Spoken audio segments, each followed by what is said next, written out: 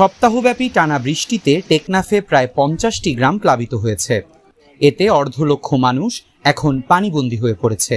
উপজেলার হোয়াইটকং, নীলা, পৌরসভা, সদর, বাহারছড়া ও সাবরাং ইউনিয়নে অধিকাংশ গ্রাম এখন পানির নিচে বলে জানিয়েছে সেখানকার জনপ্রতিনিধিরা। বাড়িঘর তলিয়ে যাওয়ার কারণে খাবার সহ বিভিন্ন প্রয়োজনীয় জিনিসপত্রের সংকট দেখা দিয়েছে বলে জানান দুর্ভোগে পড়া বাসিন্দারা।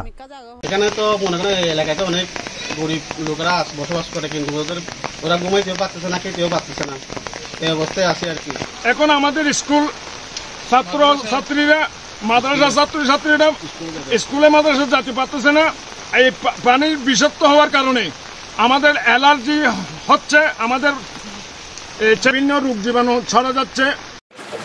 জ্বর আল্লাহ পানি দুঃখের গরম মাঝে রাতে এখন দিন বড় হলে তালা মারি ওর মিকা জাগা হরে পয়েন্দার তিন বাজে হানা হিনাদা দিনা হারি হারা হাম বিপদম মাঝে বেশি আইতে যেতে আর পয়সা কষ্ট হানালেও 10 রান্দালেও 10 কষ্ট হানা নানালেও 10 কষ্ট তাহলে মানে বেশি উড়ে হিসেব তারা কি বুঝি এখন এরে পয়নাই যায় না ভারে হাসুরিয়া ফোনা দাদু দুখানে তোলা আমি বিজি উড়ি আর।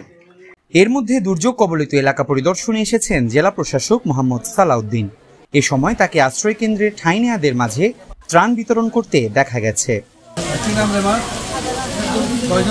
এ সময় জেলা প্রশাসক ক্ষতিগ্রস্তদের মাঝে সরকারের খাদ্য সহায়তা বরাদ্দের কথা জানিয়েছেন। আমাদের কক্সবাজারের জেলার বেশ কয়েকটি উপজেলায় বেশ কয়েকটি অনেকগুলো গ্রাম জলমগ্ন হয়েছে এবং অনেকগুলো পরিবার সেখানে জলাবদ্ধতার মধ্যে আছেন। তবে এই জলাবদ্ধতা সাময়িক, বৃষ্টি থেমে গেলে হয়তো 1 দিনের মধ্যে দ্রুত এটা নেমে যাবে। এখানে 5 শতাধিক পরিবার আসলে এখানে উপস্থিত হয়েছেন, তাদেরকে খাবার দেওয়া হচ্ছে 3 বেলা। ক্ষতিগ্রস্ত মানুষদেরকে সহায়তা করতে দেখা গেছে বিভিন্ন রাজনৈতিক ও সামাজিক সংগঠনকেও।